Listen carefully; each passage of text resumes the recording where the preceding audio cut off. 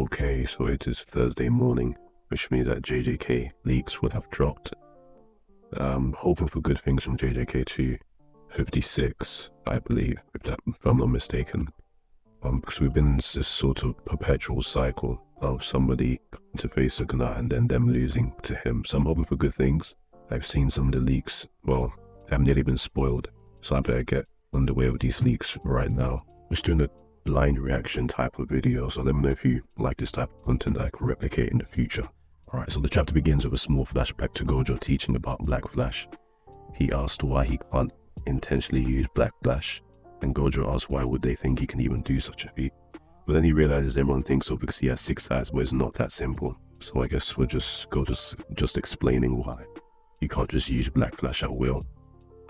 Second page, Gojo says there's no definite answer to activation of Black Flash. When he goes all out, he imbues his CT in his punches, but even so, hitting a Black Flash depends on luck, even for Gojo. So, I remember in the last chapter, Sukuna hit a Black Flash at the end of the chapter. I'm wondering if this might be a different case for Sukuna. Maybe Sukuna doesn't need that luck to hit Black Flash. That would be interesting. But I think it'd make him even more stronger, which is not a good thing for us right now. Well, for the main cast anyway, I don't really care. Gojo says Nanami has a larger record than him, but in terms of total times, he wins. Since Gojo's fight doesn't last that long, he doesn't get much chance to hit Black Flash, which makes sense. Who's gonna fight Gojo long enough for him to get into the zone to hit Black Flash? It's obviously no one, except for Sukuna, of course. So, I'm assuming, I think, if I'm not mistaken, Gojo has tied Nanami's record. I can't fully remember if Gojo hit 4 Black Flashes against Sukuna, but I think that's right.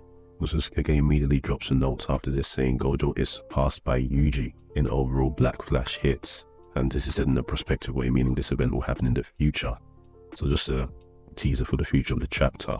It's funny, I can just see on the right hand side of my screen here, Yuji is trending with JJK 256.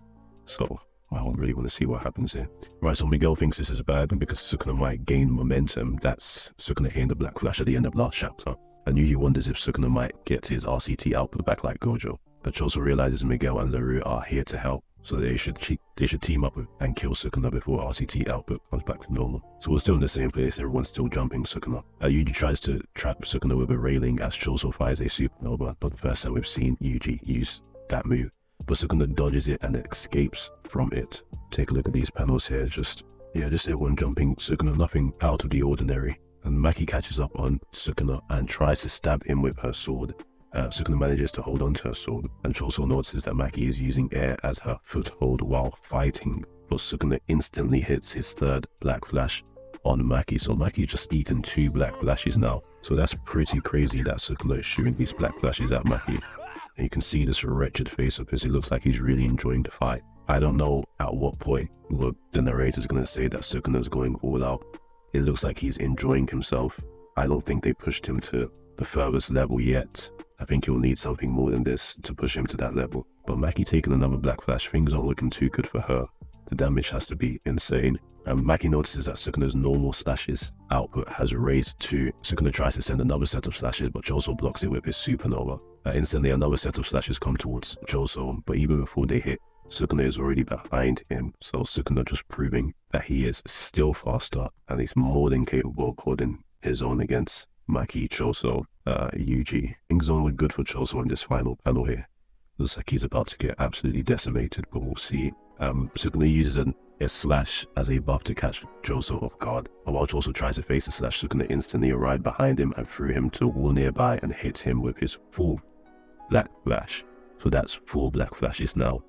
I believe that's the same as Nanami. Don't remember if it was the same as Gojo. I'll have to double check that later, or someone in the comments can tell me that. He hits this Black Flash on Choso. Things aren't looking good for Choso either. So Choso's been hit with a Black Flash.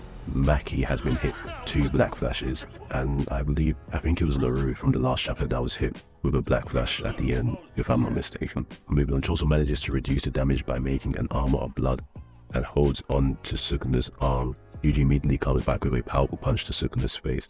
Okay, so the damage isn't too great for Choso. He manages to react in time and just to protect himself with blood manipulation. But this panel up here doesn't look like Choso looks okay. I mean, he is smiling, he is grinning, but maybe he's just smiling through the pain. What Choso says, no matter how many times Sukuna hits a Black Flash and regains his momentum, if Yuji hits him with his punches, Sukuna's cursed energy output and control over Megami's body will get don't. So yeah, we saw that at the beginning of the fight when Yuji first landed the punches on Sukuna, and he looked visibly shaken. He looked a bit shocked as to what the effect of that punch was.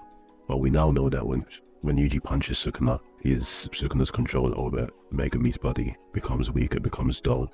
So Yuji is really a key part here. He is a key part to defeating Sukuna. They do have a chance. And really, Sukuna needs to make sure that Yuji doesn't land any punches on him. And I think, anyways, that he'll be fine if that doesn't happen, because he's doing just fine against multiple people.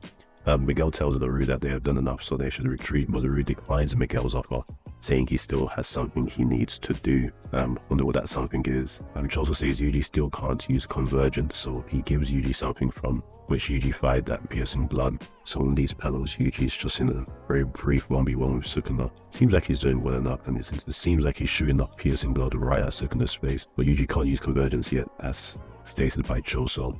So Choso is responsible for Yuji being able to fire piercing blood at Sukuna.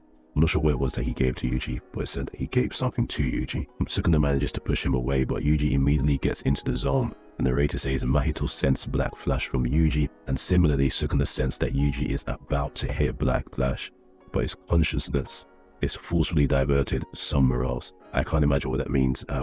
Perhaps Megami has a say in this. Perhaps he's playing some role in this. Just see this lovely panel of Yuji getting ready to land a Black Flash on Sukuna. His attention is diverted to this mini bridge sort of thing, and he has love hearts in his eyes. The first thing that takes me to is Pure Love Train.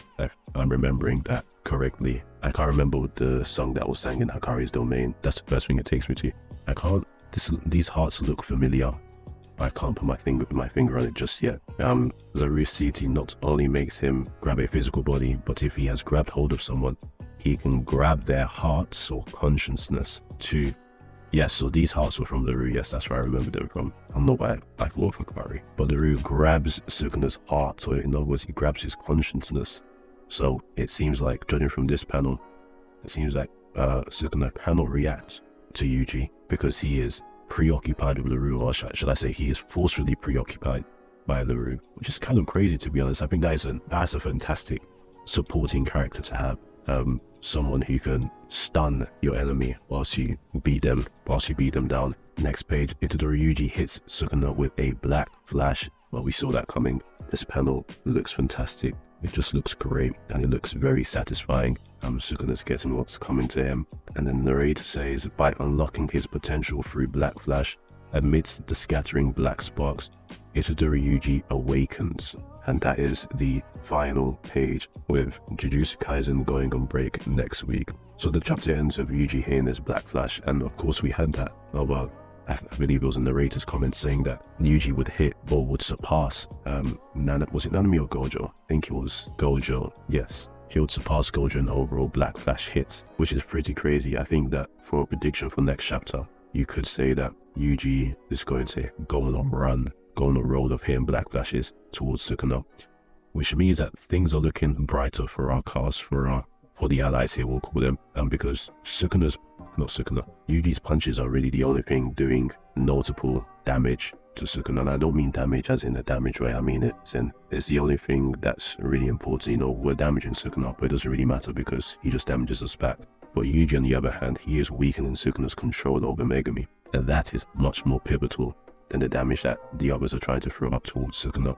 So Yuji has to be the key to defeating Sukuna here. I know that many people say that there is no way we can beat Sukuna, but this is our way. Yuji Itadori is a way of beating Sukuna, and him hitting multiple Black Flashes in the future, in the next chapter, I'm assuming, will drastically change the tide of this fight. Now, the only issue I have is that we still haven't been told that Sukuna is going all out yet. We still haven't seen any black box from Sukuna. We still haven't seen any fire attacks from Sukuna. So what does that mean for the main cast? Will we get a 1v1 Yuji versus Sukuna at the end of this fight? Will Sukuna go all out, wipe out Yuji's friends, and then fight Yuji alone? I have no clue. There's still just so much we don't know about Sukuna. There's a lot that he hasn't shown us. And there's always been this recurring theme of the fear of him recovering his reverse curse technique, and thus following that recovering his domain expansion. I think it would be quite pivotal to have Sukuna recover his RCT, recover his domain expansion, and then open his domain and take everyone out. I think that would be